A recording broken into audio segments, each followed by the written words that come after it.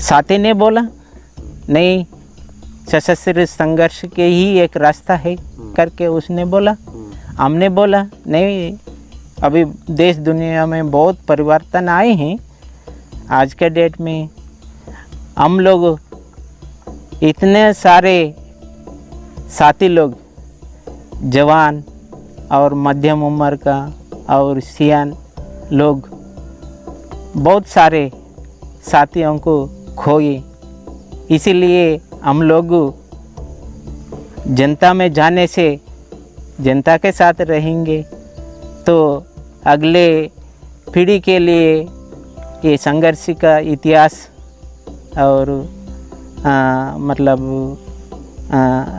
क्या हुआ, कैसे हुआ, ऐसा करके हम लोग समझाने के लिए कोई नहीं रहेगा। इसलिए हम लोग हथियार त्याग करके सशस्त्र संघर्ष को विराम दे के हम लोग जनता के साथ मिलना है, तभी ठीक रहेगा करके हम लोग बोले हैं। तो वो सशस्त्र संघर्ष के ग्रुप वाले बोले हैं नहीं, तुम्हारा रास्ता तुम लोग देखिए, हमारा रास्ता हम देखेंगे। भास्कर है, दंडकारण्य का स्पेशल जोनल कमेटी मेंबर हूँ। मैं 1990 में आया हूँ, 36 साल अभी गुजर रहे हैं।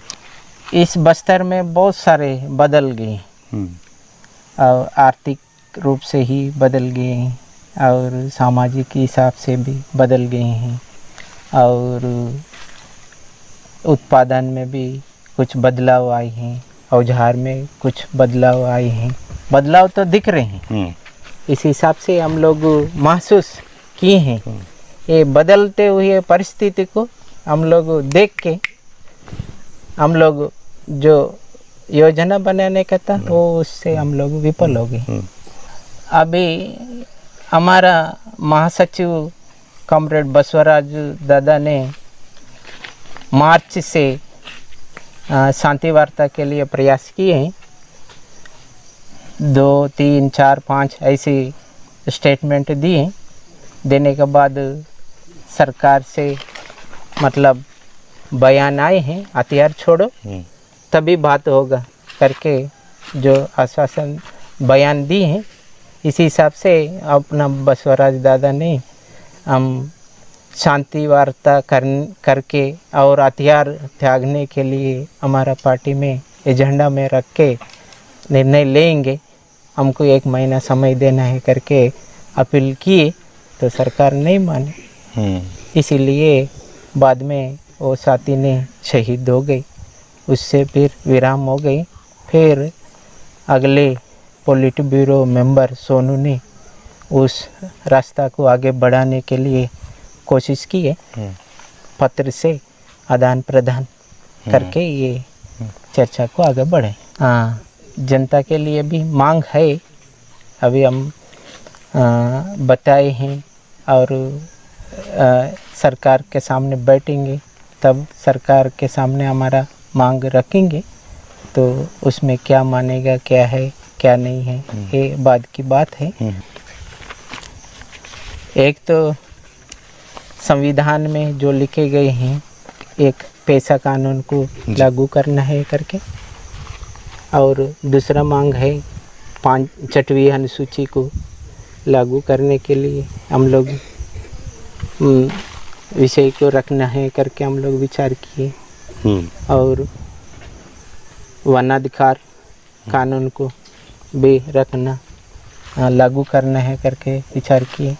और ऐसा पुनर्वास नीति में जो नियम लिखे हैं, मतलब जो सिलेंडर हो जाता है वो सिलेंडर होने वालों को डीआरजी और बस्तर फाइटर में भर्ती करके काम करना है करके उसमें लिखा गया है, उसको हटाना है और उनको बेहतर जीने के लिए मौका देना है करके हम लोग ये भी रखेंगे करके हम लोग विचार किए हैं।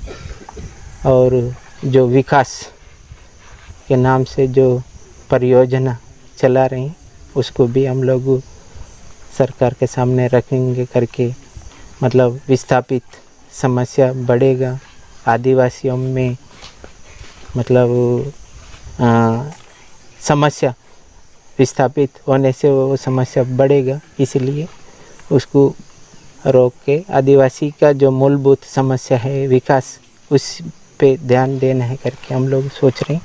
मूलवासी बचाओ मंच का मतलब हमारा पार्टी से कोई लेना देना नहीं है जी, और हम अपील कर रहे हैं कि सरकार से उसका ऊपर जो प्रतिबंध लगाए उसको हटाना है और वो बचाओ मंच आदिवासियों को बेकसूर आदिवासियों को जेल में टूसे हैं उसको भी, और देश भर के जो लोग जेल में बेकसूर मतलब साथी और वो लोग जेल में सड़ रहे हैं उनको भी रिहा करने के लिए लेना देना नहीं है। वो मूल बचाओ का मंच का अध्यक्ष है, वो आदिवासियों का नेता है, हमारा साथ कोई संबंध नहीं है। हटाना है और उस नाम से जो जितने लोगों को गिरफ्तार किए हैं उसको रिहा करना है करके हमारा। हम लोग क्या है बोले बाले आदिवासियों को हथियार दे के अभी खून खराबा हो रहे हैं ना, ये हमारा बच्चा ही लोग हैं, बस बस्तर का और भारत देश का बच्चे लोग हैं, इसको मारो करके ऐसी देना वो उचित नहीं है। हम लोग सोच रहे हैं इसको रोकना है। अभी जो बच्चे जो साथी लोगों को समझाना है, उनको राजनीतिक हिसाब से एक रास्ता ढूंढना है, उसको बाहर निकालना है, खून खराबा नहीं करना है। अभी पुलिस में आदिवासी जो साथी लोग हैं उनको भर्ती नहीं करना है, क्योंकि वो साथी लोगों को क्या है नियम और क्या है क्या नहीं है वो ये पूरा जानकारी उतना नहीं है, तो मारो बोलने से मार रहे हैं। वैसे वो लोग पहले हमारा पार्टी में ही काम किए, फिर पार्टी के ऊपर ही हमला कर रहे हैं। हम लोग हिंसा का रास्ता छोड़ने के लिए विचार किए, मन किए, और आप फिर बंदूक देने से फिर हिंसा करना है ना, इसलिए ये ठीक तो नहीं है। हम लोग साधारण जिंदगी जीने के लिए हम लोग सोच रहे हैं वही बेहतर है हमारे लिए, लेकिन हम फिर बंदूक पकड़ के हम लोग नहीं जाएंगे।